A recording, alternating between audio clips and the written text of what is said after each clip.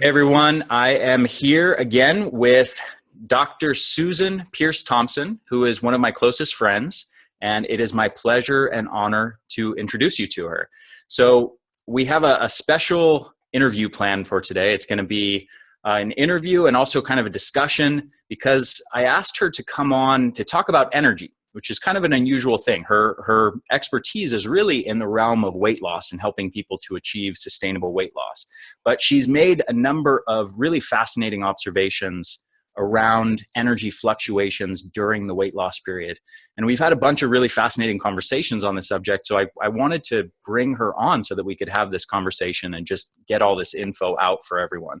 So welcome, Susan. Thank you for being here. Thank you, Ari. Great to be here with you. Yeah.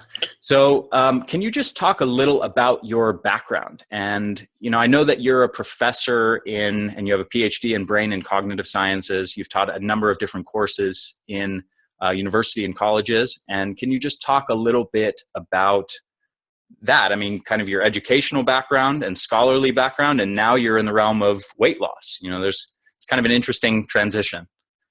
Yeah, it was. I mean, so my personal background goes back further, but my PhD is in brain and cognitive sciences, and I didn't study food in the brain in grad school, nor in my postdoc. So I was studying higher levels of cognition, language, and inductive reasoning, and things like that, and how they develop over the time course of development. And I liked it okay. I mean, it was interesting. I like anything that's interesting, but I didn't have any personal hook to it, and maybe for that reason, maybe because my personal food addiction was alive and well during my graduate school years, and I was mostly face down in a bowl of cookie dough. I didn't publish a lot on it. My thesis was excellent, and it ultimately got published in a top tier journal, but I didn't publish a lot of other stuff. So when I graduated, I wasn't really, fit for a job at Stanford or anything. So I went on and I did a postdoc, and it was kind of the same story. I mean, at that point I'd cleaned up my own food, and so I wasn't distracted by my food addiction that much anymore. But, what I discovered I love is teaching. That's what I discovered in grad school. I love teaching. And so for the sake of prestige and my ego, I was like, no, I really want to love research, because that's the only way you get a job at a really top school, is to have a stellar publication record. But I just didn't have it in me to do it. I didn't like it that much. It was slow and tedious, and the questions you'd ask were this small, Right. And it would take you 40 years to figure out this one little thing. And when I taught, I could be like, you only had time in the classroom to cover the coolest of the coolest stuff. So here's this idea and that idea, and I would just love it. So what I ended up doing actually was getting a job after my postdoc at a small liberal arts college. And I loved it. That was just a really good fit for me. I would have stayed in the small liberal, like high end, like students who'd gotten A's, A minuses, and B pluses in college, in high school, and then, didn't want to go to the big kind of university. They wanted a smaller experience. Those were my students. I loved it. And I taught there. And then I couldn't land a job where I wanted to live at a small liberal arts college. So I ended up at a community college. My husband got a job in Rochester, New York. He didn't want to move from there, and there just weren't any colleges with openings. So I taught at the local community college, and I got tenure there. And that's where my area of expertise shifted. Parallel to my professional life, I was in my personal life. I'm a recovering drug addict, and I was in 12-step programs for that it's going on 23 years now. And I was also in 12-step food programs. I'm not anymore, but I had 20 years where I was in 12-step food programs, multiple programs, trying different ones and really seeing what worked and what didn't work for people. And I sort of I did lose all my excess weight ultimately in a 12-step food addiction program. And I sponsored, countless people in those programs. I started that fellowship in Sydney, Australia, back to Rochester, grew the fellowship there. So I was probably spending, and I've run this by my husband. He's not an exaggerator like I am. I think 30 hours a week doing my 12-step food work, not a trivial amount of time at all. Wow. Yeah. And that's on top of being a professor. So what happened was I showed up at this community college, and I was low man on the totem pole. And they had an adjunct professor who developed a course called The Psychology of Eating and Body Image. And she'd taught it like twice before, and it was August, and she up and moved to Kansas. Mm-hmm. And the class was full already. Like they already had students enrolled in the class. It was starting in like 2.5 weeks. And so they knew that I did this like food thing, because I kind of talked about it, I don't eat sugar, whatever. And so they came knocking, and they're like, we need you to teach this course. It wasn't really a question. It was like, you got this class to teach, and it starts in 3 weeks. And the professor left all her materials for me. So I looked over her syllabus, and I was like, there's nothing on the neuroscience of food addiction here. And like, I'd written papers on it in graduate school. It wasn't my dissertation topic, but it was certainly something that I knew a hell of a lot about, and something that I'd studied quite a bit about. And now having to teach it, I was like, giddy up, baby. Like, we're going, and we're going to put a unit on the neuroscience of food addiction right here. And I pulled articles, and and I learned a lot from her curriculum, although she had a very different take on the whole. She was like a anorexia and bulimia counselor was her background, like master's in counseling, specializing in whatever, competent eating or something, whatever. So she was like, there are no bad foods, and but we had totally different opinions about food and everything. Yeah, well, I mean, what an anorexic needs is very different than what an overweight person needs. Touche. Yeah, exactly. Fair enough. And so I taught that course for 6 years. She moved back, and I wouldn't give it back to her. Nice. Did you have to fight her? We didn't speak in the hallways for a long time. I made many. We ended up. It was a special topics, like not an official course, and we ended up making it an official part of the curriculum. And we ended up having a little coming together of minds where I invited her into the process to. That's cool. It ended up being okay, but yeah. Very nice. So because of your personal background dealing with food addiction, that you developed that interest in it, and you found your love of teaching. You developed this Ph.D. level education in brain and cognitive sciences, and then that translated into now teaching about food addiction and helping people to lose weight sustainably. Yeah. Totally. And there's another little piece to this, which is I decided on my own, and this is one of the cool things about teaching. I don't know if there's any like budding professors in the listening audience here, but one of the differences about teaching at a community college as compared with a really high level university is you can kind of morph your expertise if you want to. I decided to teach a course on positive psychology as well.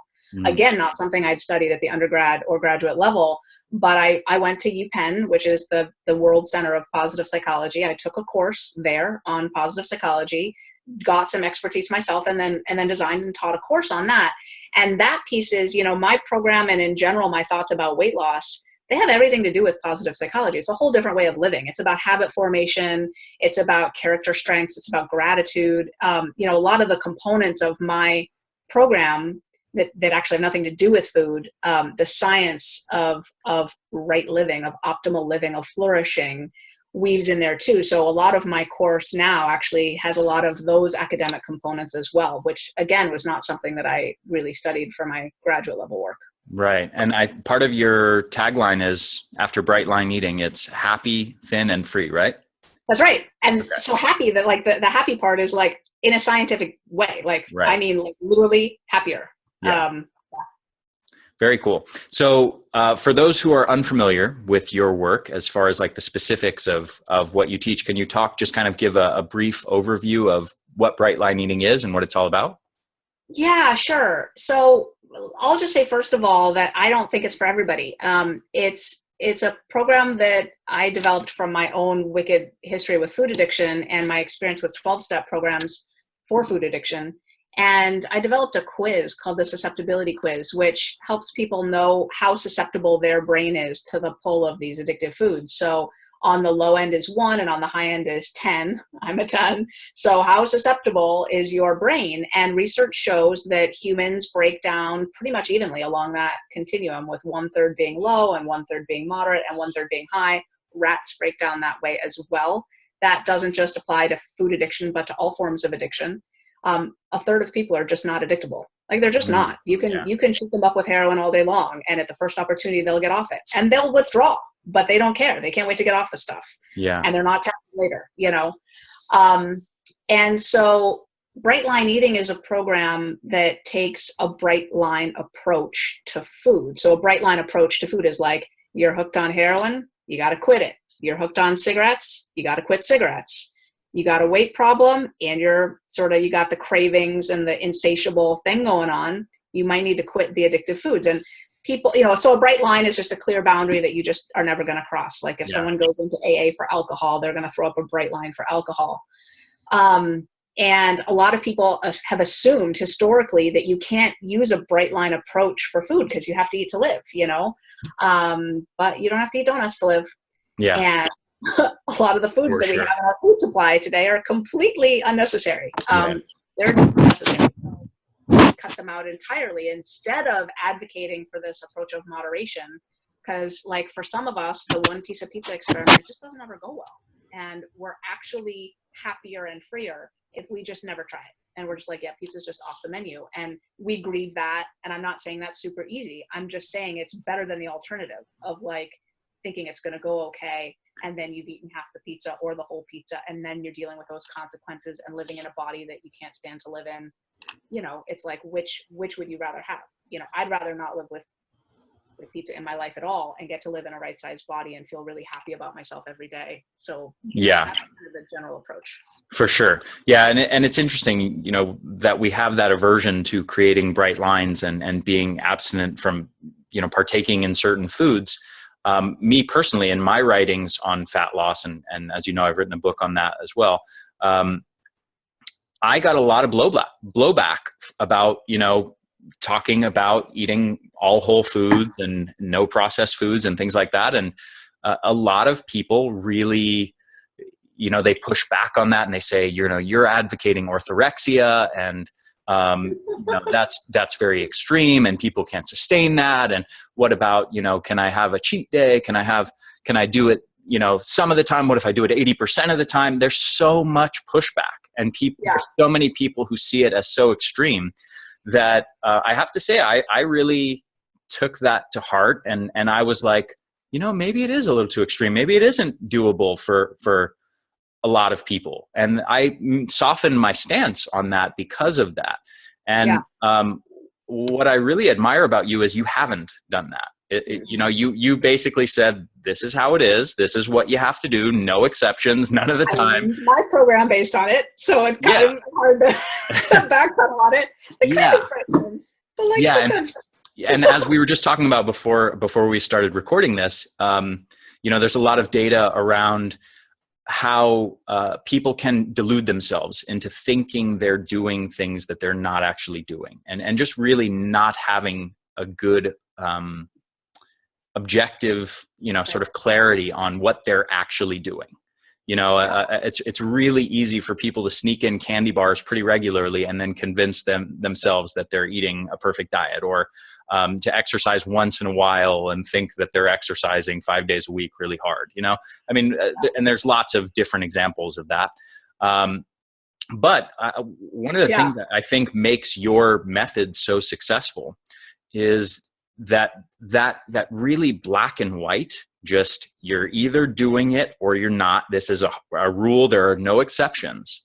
By having that clarity and not letting like more of a voice of moderation seep in, where you're kind of saying, oh, you can do it sometimes and it's okay if you adhere not 80% of the time or whatever. By having that very clear boundary, it allows people to not delude themselves and to really recognize it if they slip up. You know what I mean? Yeah, I think it does mostly. I mean, that's the idea, is that the bar is set, it's high and it's firm, and you should always kind of know where you're at with respect to the bar. I mean, as you know, because I know that you watched this talk that I gave in New York City when I launched my book, there is actually some data that I have now that hints at, it's not the nail in the coffin, but it hints at the idea that people might still be deluding themselves in bright line eating. So for example, I ask people, we have a survey program, a research program. We've got, I don't know how many, let's say 1,500 people in it now long-term. And some of them are in my Bright Lifers group, which is a paid program that people can partake in after my boot camp. And some of them are not in Bright Lifers, but they all did my boot camp, which is my core program. So then some joined the after program and some didn't. And the people who didn't, with the same level of reported adherence to the bright lines are losing half as much weight as bright lifers. Yeah. Even though they report identical adherence to the bright lines. And it's like, well, how is that possible? Like, we're asking them, like, on a regular basis, you know, did you abstain from sugar? How perfectly? Did you abstain from flour? How perfectly? Did you weigh and measure your food? How perfectly? And they're reporting the exact same levels of adherence, and they're losing half as much weight. Yeah. So what do you attribute that to? Delusion. Like, so, I mean, well, we're asking them on a scale from 1 to 4, how perfect was it? 4 being perfect and 1 being, you know, I was eating candy every day. And so I attribute it to the difference between what would they count as a 2 or a 3, right? I think bright lifers are in a community where everybody's really doing it by and large. And I think their standard of what counts as true adherence is a higher standard. Gotcha. Very interesting. Yeah, so the non-bright lifers have titrated their scale of allowance down a little. So their 4 is not a bright lifer 4. Their 3 is not a bright lifer 3. Right. Yeah. Interesting. Okay, so first of all, I've seen some really interesting data that in this talk that you shared with me, and it's looking more and more like your methods are going to turn out to, hopefully, if the research trends continue this way, are going to turn out to be basically the most effective dietary approach to weight loss there is. And that's really cool. So excited. Yeah. So, you know, like that. Yeah. I guess a quick mention for anybody who's listening and has, you know, who has taken the food susceptibility quiz, or I guess I should say, go take the food susceptibility quiz, find out if you're ranking highly on that. And then if you are, jump in Susan's program. But I want to shift gears right now from weight loss, because we've talked about your background. We've talked about the whole weight loss thing and the approach to it. And I want to shift gears into energy and fatigue, because I know that there's a ton of people that have both issues. Maybe they have fatigue and they're overweight. And then maybe they go on some weight loss approach and they start to feel a crash in energy. And so there's some kind of interesting interplay between the whole, you know, losing weight and being overweight and energy levels. So can you just talk a little about your observations around that whole kind of interplay between those two things? And can I throw it back at you real quick? Because I have a question, which is like, being overweight makes someone have low energy, doesn't it? I mean, certainly leptin resistance would make you feel sluggish. Are there other reasons why, if you're heavy, you not have very much energy? I mean, it's hard to carry around all that weight. I'm thinking like in simplistic terms though. So yeah, I mean, there's a number of different potential mechanisms. One would be inflammation. I mean, having a large excess of fat on your body actually creates more inflammation, systemic inflammation and brain inflammation in the body. One potential mechanism is that, because there's clear links between inflammation and energy levels. Another mechanism is blood sugar regulation and insulin resistance. If somebody is insulin resistant, and usually that tracks pretty directly with being overweight, that leads to a whole bunch of problems, just poor blood glucose regulations and fluctuations in blood glucose. Plus the really high excess of blood sugar it actually becomes toxic to the cell and to the mitochondria in particular. So there's something called ceramides that can build up and really directly damage the mitochondria in the cells, which are the energy generators. So yeah, there's a whole bunch of mechanisms why somebody who is overweight would be fatigued.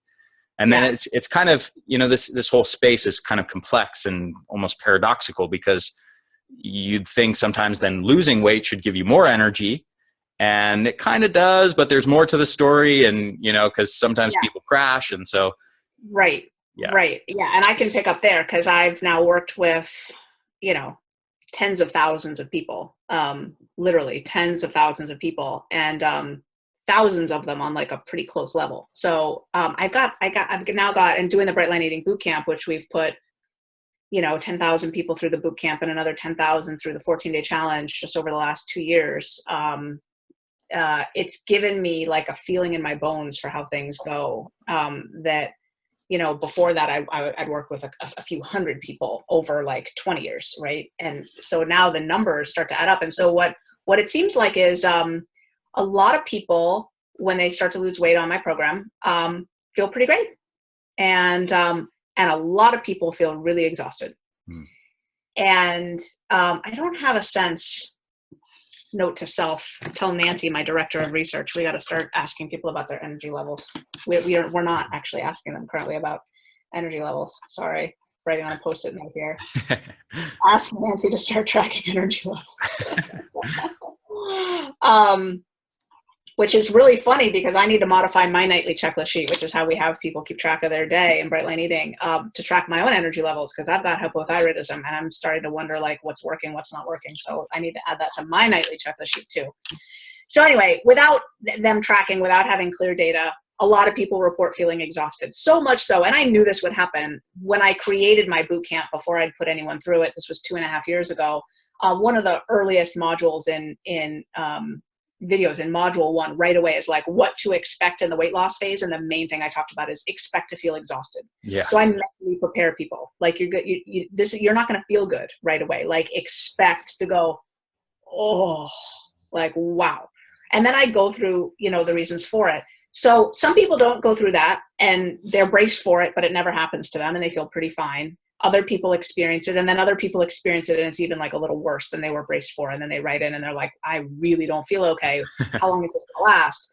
And, generally what we tell people is like by 90 days, it pretty much lifts this severe exhaustion.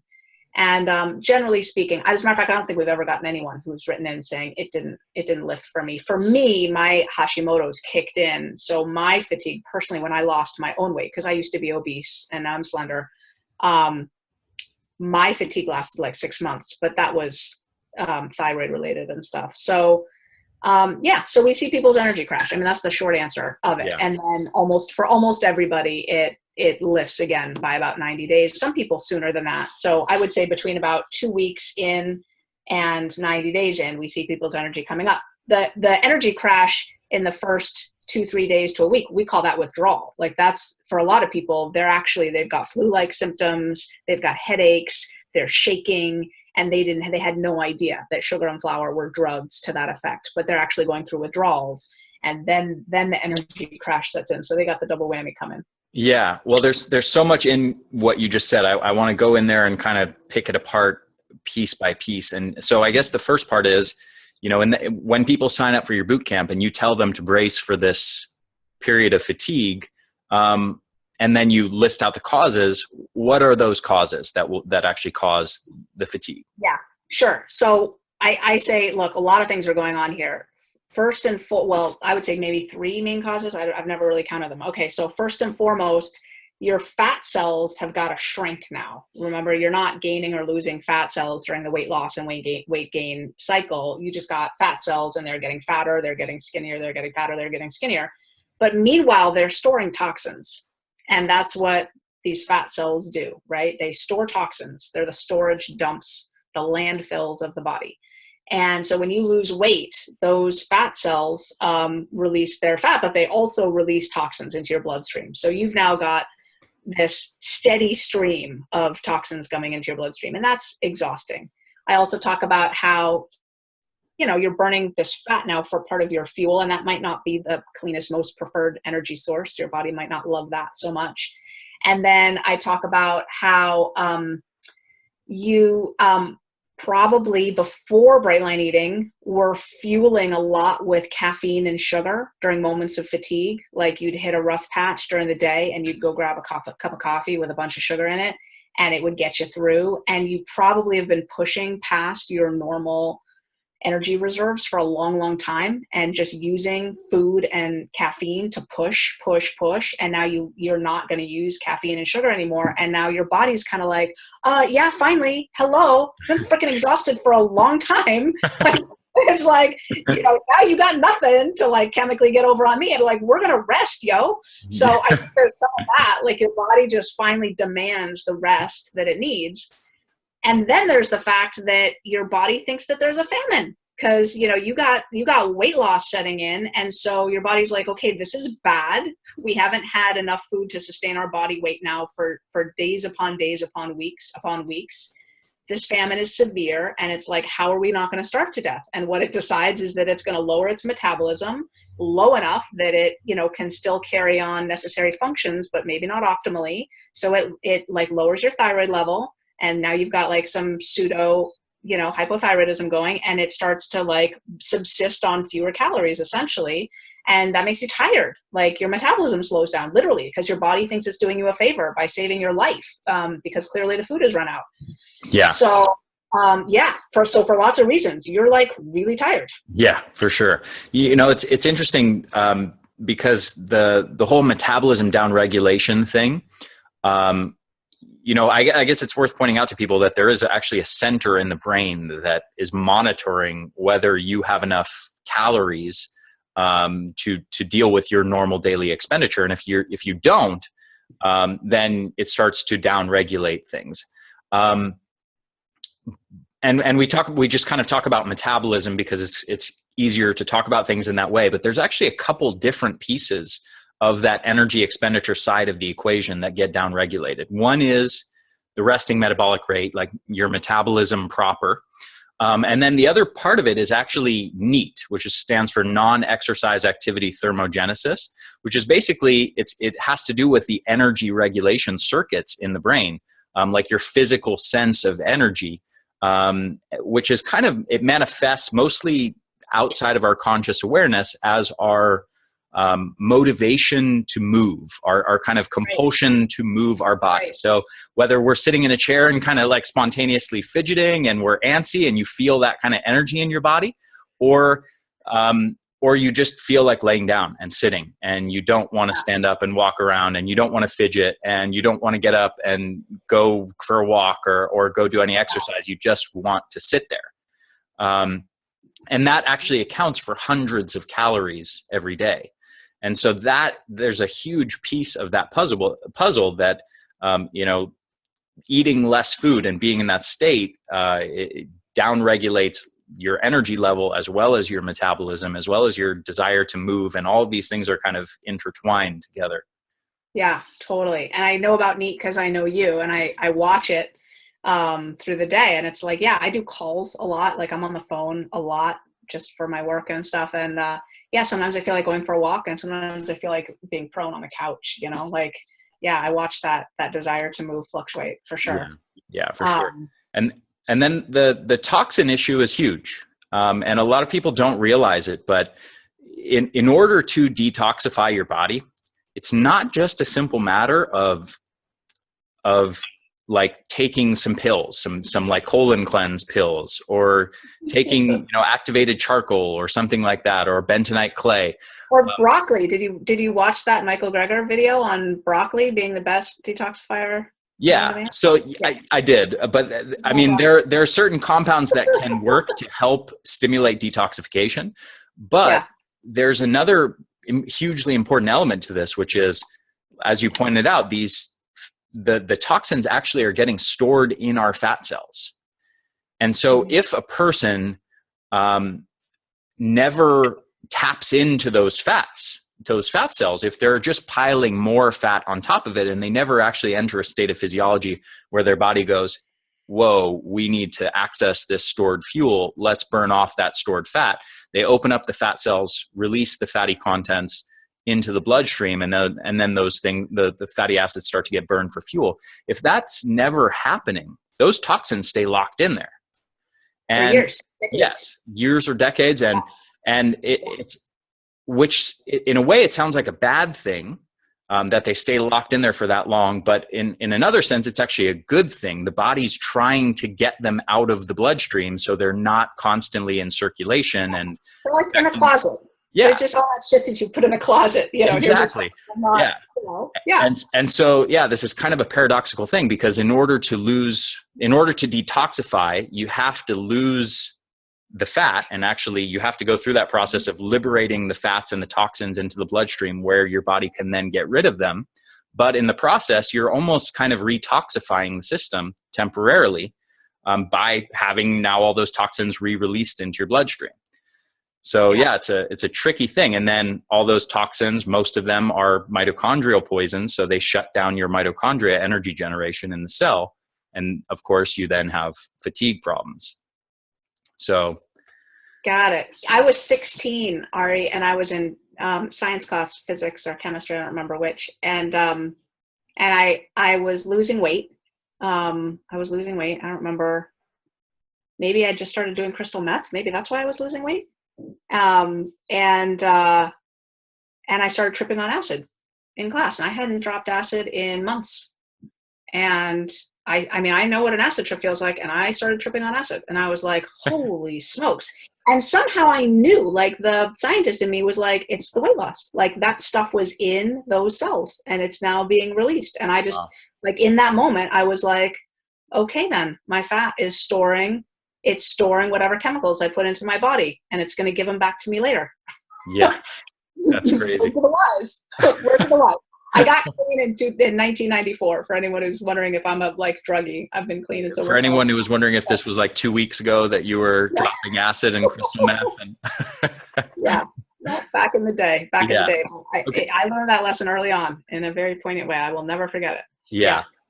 So we've kind of dissected some of the reasons for the crash in energy now, but then there's this other side of the equation, which is what you've noticed in these people that you've worked with, tens of thousands of people that you've helped successfully lose weight. After, let's say, 90 days or so, energy starts to come back. Yeah. So why is that? Yeah, and it's staggered. Like, it's all, I would say that there's a lot more consistency in when the fatigue sets in than when it lifts. Mm-hmm. You know, I would say, like, it just starts lifting for people. And why is that? I'm spinning stories here, Ari. I'm guessing that it's because, you know, maybe they've run out of toxins. Now, here's the weird thing, though. These people, by and large, are not done losing weight. They're not done losing weight. So the toxin element of it doesn't really make much sense to me. I'm guessing that those fat cells would have been pretty homogeneously distributed with toxins throughout. So if the toxin explanation were the primary driver here, I'm guessing that they should stay fatigued. Yeah. Here's another question mark for me. I'm guessing that their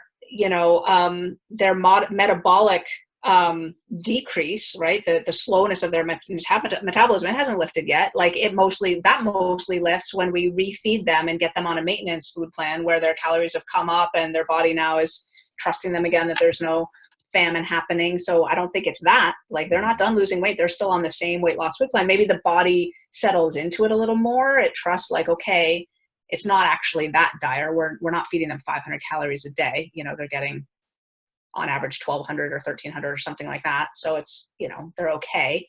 So maybe it's some of that. Maybe it's like their body, you know, just what I said before of, like, they're finally acclimated to not being on caffeine, not being on sugar, and their body, you know, has gotten the rest that it needs. I mean, I will point out for people, because I think this is an important piece of the puzzle. My program is the only program I know of that actively tells people to be sedentary during their weight loss phase. I tell them to not exercise because my program is one of habit formation, and habit formation takes a lot of bandwidth, a lot of willpower. And I personally believe that exercise is going to tap them out and it's going to sabotage their weight loss efforts. That if they are exercising too, they won't dial in their food as cleanly as they need to. They'll justify exceptions, and it'll ultimately sabotage the whole process. Right. So my people, by and large, are sedentary, and I have data showing that the more sedentary they are, the more successful they are with the program, and the more weight they do lose.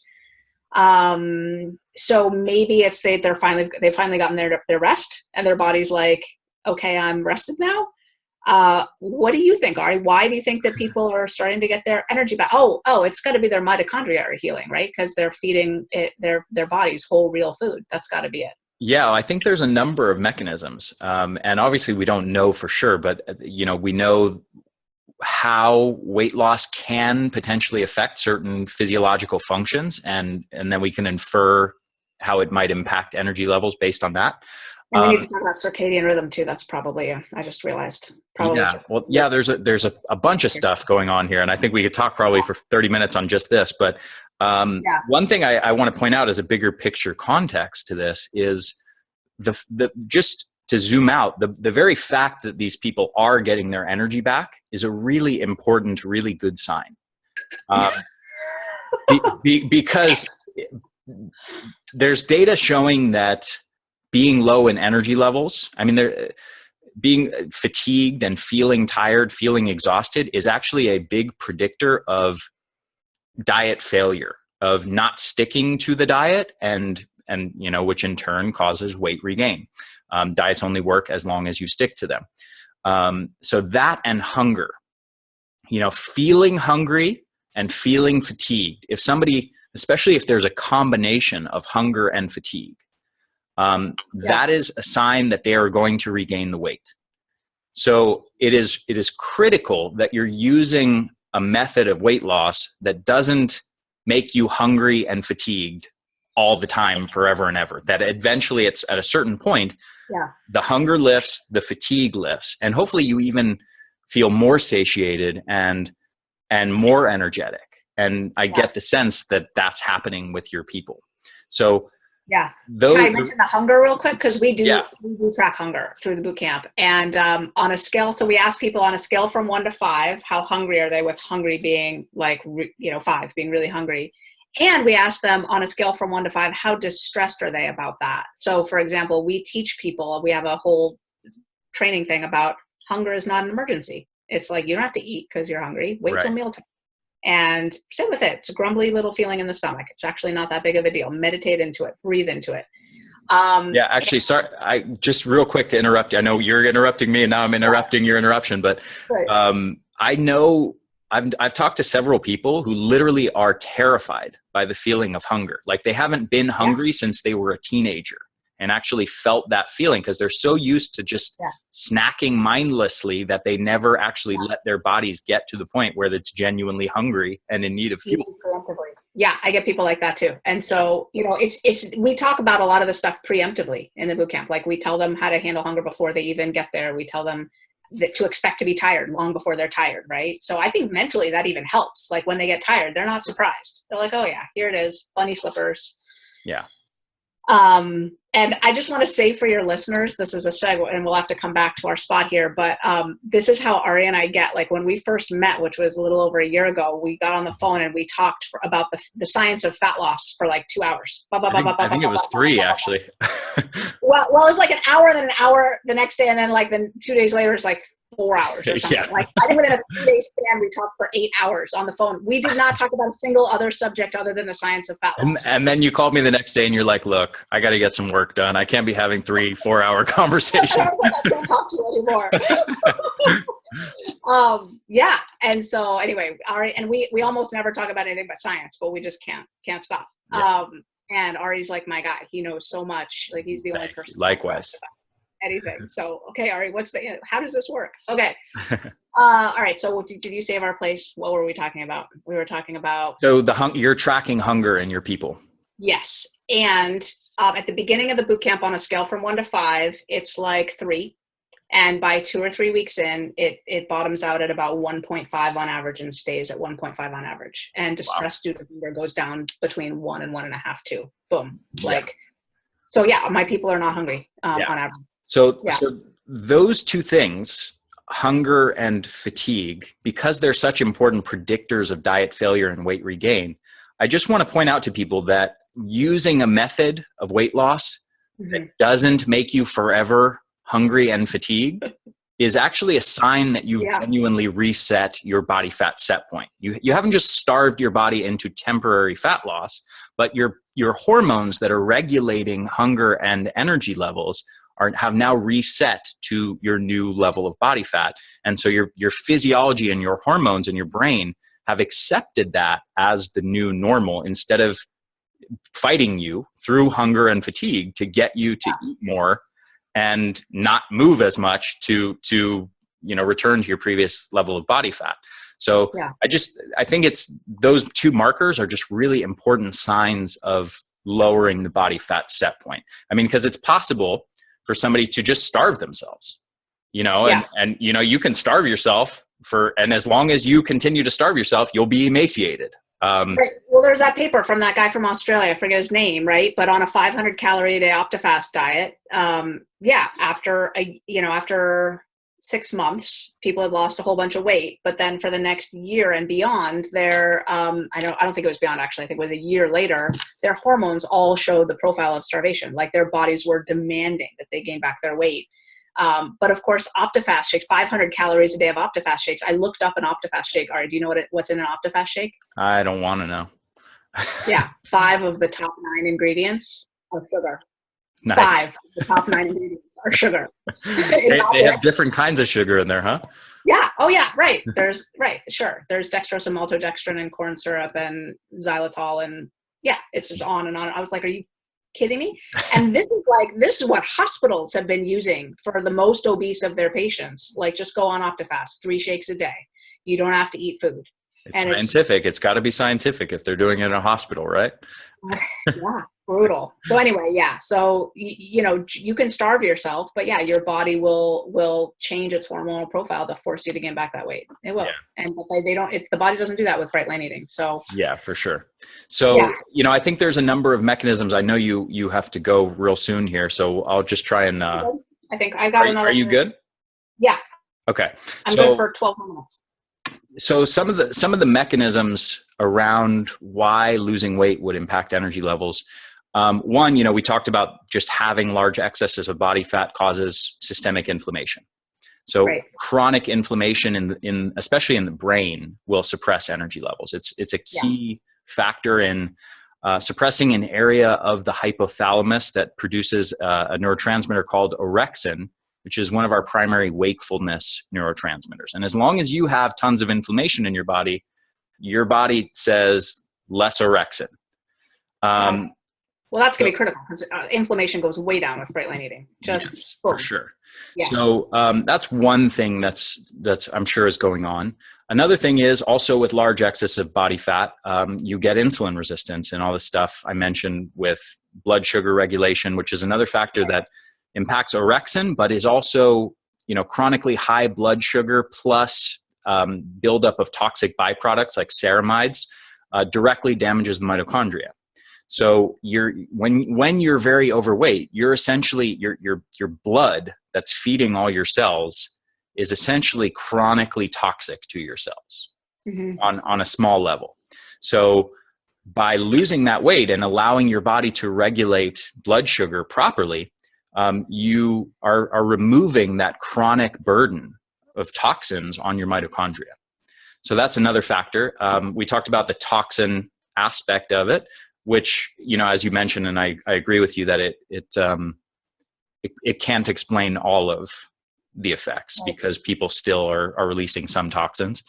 And then what else? Oh, because yeah. So as far as how you're eating and the feeding and fasting. So bright line eating, 3 meals a day with nothing in between, and you eat at mealtime. So, what used to be kind of tepid circadian rhythms because you were eating all over the place. You had a very short fasting window. You were probably eating your last bite of food at 11 p.m. and your first cream and sugar in your coffee at 6:30 in the morning, and you got almost no time for fasting there, so your circadian rhythm is like gimpy because basically between the chronic feeding, overfeeding your body, and the light exposure from your screens at night, your body doesn't really see much difference between night and day. So why do we need a clear circadian rhythm? And now you start eating 3 meals a day. You stop eating after dinner. You don't eat your first bite of anything until breakfast. And now your body's like, oh, day and night are actually different. Like we're going to actually create nice big circadian rhythms, which means we're going to make you tired at night and sluggish at night and wakeful and alert in the morning. And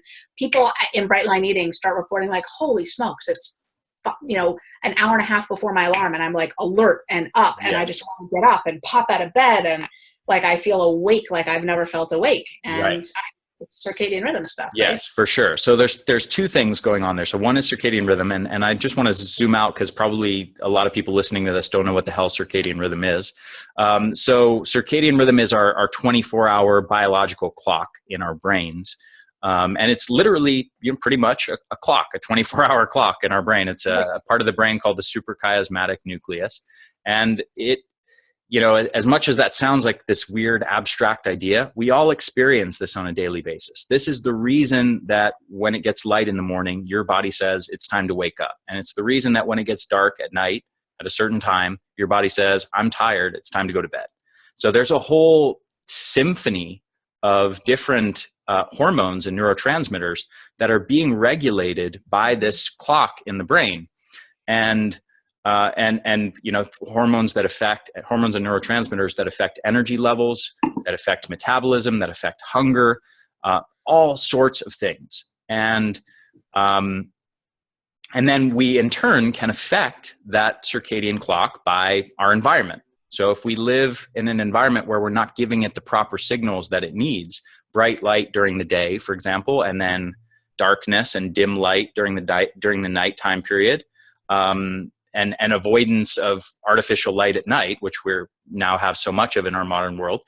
If we don't do those things, we disrupt our circadian rhythm. And light is the primary thing that sets and synchronizes the circadian rhythm. But over the last 5 to 10 years, there's all this new body of literature that's come out that's shown that nutrient timing and foods we eat, and the timing of the foods we eat, impacts our circadian rhythm as well. So that's what Susan's getting at when she's talking about how they structure the meals and the meal timing in bright light eating. And then the other aspect of this is also with proper feeding and fasting windows, having an adequate fasting window at night, you allow your body to go into what's called autophagy. Autophagy, which basically allows your body to, your immune system and your cells to clean up the damaged and dysfunctional cell components, especially in the mitochondria.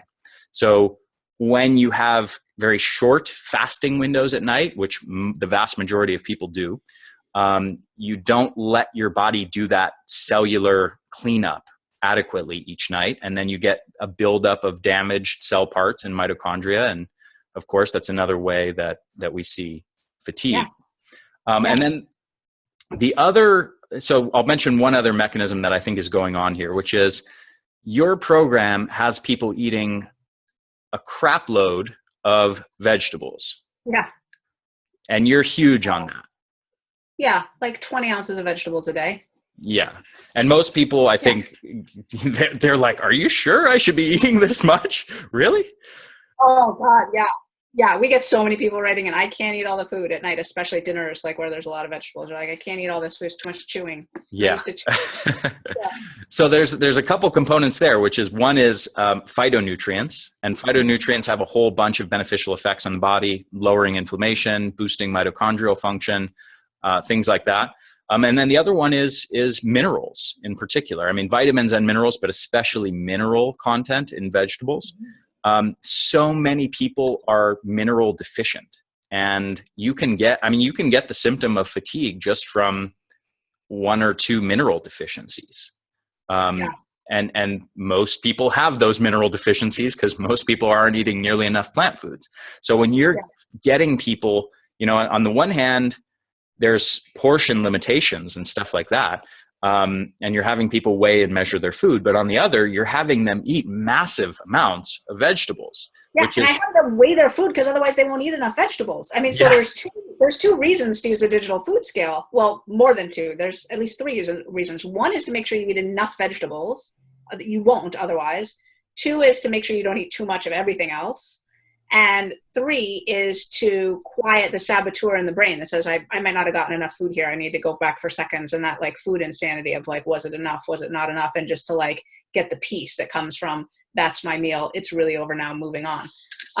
But yeah, people always think that because I have people weigh and measure their food, that it means that they got to eat like tiny quantities. I'm like, oh no, honey. Like, yeah. So, I think when you're taking a lot of these people who have deficiencies in minerals, and then you're having them eat this massive quantities of vegetables, you're literally, it doesn't happen overnight, but over the process of 30 days, 60 days, 90 days, you're literally flushing back in all of these minerals into their body. So their cells are going, oh, I have, the proper minerals that will allow me to do the work I need to do and produce energy. So I think there's a whole bunch of mechanisms going on. I just want to say, because I can feel somebody out there thinking minerals, huh? Like I could take minerals, like multivitamin. I just want to say, like, there's really good research that says you got to get that stuff from food. Like you cannot just pop those things in a pill. Like it's, because it's not just the mineral, it's the, 200, 2,000, phytonutrients and phytochemicals that surround that mineral that go into the chemical reactions that actually make, the cascade of effects happen. You can't just isolate certain things and take them in pills. It turns out you actually have to eat the food. And there's a cool book on that called Whole, that describes how, everything all fits together, but just trust us on this. You actually have to get it from food. And I think vitamins in some ways serve people wrong by thinking, well, my diet's kind of not so great, but at least I'm taking my vitamins or whatever. So 100%. that doesn't do it. That doesn't, you've got to be eating the produce. Yeah, for sure. So I think we're just about out of time here, but what I want to do is for anyone that is struggling with their weight, go to Susan's site, take the susceptibility quiz, and find out if you are susceptible to food addiction, what's going on in your brain, and really get clarity on what the best method is going to be to help you lose fat sustainably. And I'm Susan, do you want to add any thoughts on that? Oh, probably the easiest website for them to remember is foodfreedomquiz.com. If they just want to take the quiz. It's also at my website, brightlineeating.com. That's BRIGHTLINE. I'm sure you'll have it in show notes and stuff, but if anyone's driving down the road or whatever and they want it in their head, foodfreedomquiz.com will do it. Beautiful. Well, awesome. Thank you so much. It was, as always, as our conversations always are, it's such a pleasure to talk with you. And I think, I don't think any conversation has been had really around this subject before. So I think this is going to really help bring a lot of clarity to people who are worried about their energy levels, and they also want to lose weight, and just really understanding the big picture of this process so that they can do things the right way and know what to expect and know how to make sure that they get their energy back. Yeah, perfect. Thanks so much, Ari. Such a pleasure. Thank you, Susan. All right. Bye. Bye. Hey there, this is Ari Whitten. Thanks so much for watching this video. If you enjoyed it, and I assume you did, otherwise you probably wouldn't have stuck around this long, then make sure you go over to theenergyblueprint.com and enter your name and email address so that you can get more information on the topic